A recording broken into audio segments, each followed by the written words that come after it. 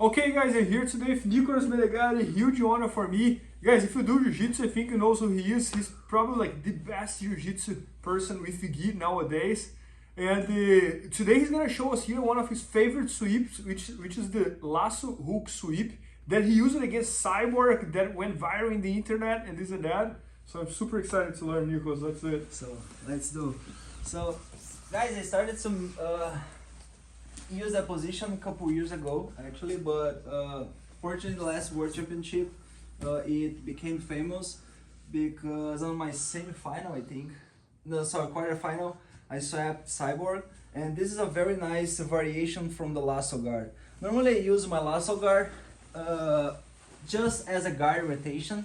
So of course I have sweeps from here, I have submissions from here, but the main reason I play my lasso guard is to hold my opponent in the front of my legs, and then right after I get that controlling, pretty much I can start to work on my sweeps. So this deep lasso guard is good as well, but I don't like this is not my favorite one because I feel I'm stuck on here, and it's like to my opponent start to smash my knees and walk around and start to find angle to pass my guard. It's easier for him. When I have my foot on the shoulder like this, I feel, and also of course I'm grabbing the same side of the collar, I feel that it's impossible to my opponent go around my legs because I can pretty easily follow his body movements because I have two supports on his shoulders. My feet are working here as a frame, and my hand on the sleeve hold my opponent close to my body as my secondary hand is doing the same job as well. So if my opponent try to move away from me, it's pretty easy. I move my body sideways and reset the guard. So I have how to control my opponent in every direction he goes. So around, like if he come towards me, like trying to do some stack pass, I can just wide open my knees and behave on the mat. So I don't need to have flexibility to play the guard because my knee, my foot is not deep on the lasso. So having that understanding, what is gonna be my next step to get the lasso hook sweep? So if I go straight to the lasso hook, so my knee is pointing to outside. It's pretty easy to tie, start to walk over my knee and get some pressure and smash my lasso hook sweep. And why he does that? He just does because my hip is not ready on that position. I always should, before I start to hook, to place my hook behind his butt, I just can place that if I square my hip first. So we are here playing lasso guard. So what are we gonna do? If my hip is, if I'm a little sideways, pointing my butt to outside, it's gonna be pretty easy for him to smash my knee because I'm already on a perfect position for him to start to smash me. So before I slide my foot in between his legs, I should square my hip to the other side. I should start to create some angle to my knee slide inside in between his legs, hooking his butt. And if you see, my knee is not pointing to that direction, my knee is pointing to the ceiling. As my knee is pointing to the ceiling and I have my hand on the collar, it's pretty easy for me to hold his posture here. Normally what happened, my opponent down the level, so he started to grab my collar and down the butt. So my knee is pointing to the ceiling. This concept is pretty important. As I have that kind of configuration and my hand on the collar, it's pretty easy for me work with my opponent's upper body. If I have my hip a little square to the outside, even if I try bring my knee towards my chest, it's gonna be hard.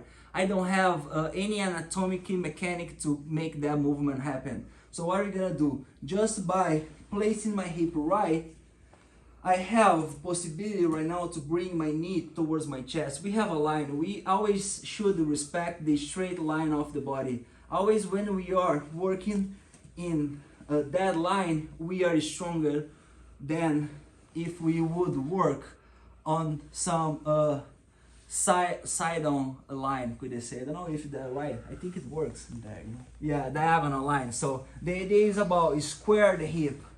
So you can square the hip right after you set up the hook, but you're gonna have some seconds to fight against your opponent, or you can square your hip before you set up the lasso hook, all right? So this hand on the collar is pretty important because you should keep your opponent close to your upper body. But if your opponent place a hand or grab the collar and start to stay away from your sweep like this, so you cannot bring him anymore because his right arm is disturbing my position. So even if I have my lasso hook sweep prepared to bring his upper body, it's gonna be tough because this arm is disturbing my sweep. So what are you gonna do? As this arm is the only frame he has, I just should control his elbow like this, 4 fingers turn involving the elbow outside, and I'm gonna wide open his elbow. Look at, instead I start to wide open his elbow, I start to move his upper body. He's just strong on this position because his hand is on my collar and his arm is straight. When I start to wide open his arm, I start to bring his posture to over my hip. So his upper body is already over my hip, and his hip is almost on the same line of my hip. So what is gonna be my second job here? As more I bring my knee towards my chest, easier it's gonna be because he's floating in the air right now. So my lasso hook sweep will work right now on diagonal, so I cannot stretch my leg over my head. I should stretch my leg over my right shoulder. No, that's amazing. Pretty easy. It's not like it looks incredible, like something special, but the right mechanics work pretty well. So after we get on the mat, so we have options here. Normally I just bend my knee and I come up holding that sleeve. So if he tries to come towards me, can you turn this? So I have my leg on the biceps, I can like get the side control pretty easy. Or if after we fall down, Ty tries to turn to outside, I can swing, bring the elbow, bring the knee close to the omoplata, shoulder, armpit, whatever, everything here, pinching my knees, holding the hand, and then subbing. So it doesn't matter which side he goes. If he goes to one side, you can block him. If he goes to the other side, you can block him. Yeah, we have 2 options. options. Normally, right after we sweep, we have like those 2 different approaches, because like it's impossible. Actually, you figured it out which movement your opponent wants to do right after he touches the mat. So you should expect something. So for that reason, we have 2 options. Good. First one side control and another one armbar. But both ways he decides. Good. It's gonna be good for me. Oh, Nikos, just one more time, like the full move, kind of like in a fast motion. So can you just do it again? Do you wanna Yeah. So add some specific thing, or like just a whole move? no, I just want to do kind of like an overview here. So you set up the lasso guard, Right. and instead of doing the lasso as everybody does, controlling both sleeves, you control one the sleeve and the other one the collar. Yeah. So this is a good question. So cross collar. So we can use like collar and sleeve guard too as an explanation. Look, like when we want to control the upper body's opponent, yeah. So we always should work with the collar on the same side. Yeah. If I work cross collar and sleeve, I'm just holding and controlling one side of the upper body. So it's not like guard rotation, it's more to attack omoplatas, triangles, arm bar. And lasso works in the same idea. So as I have 2 sides, I have his right and his left side, my foot on the shoulder, my feet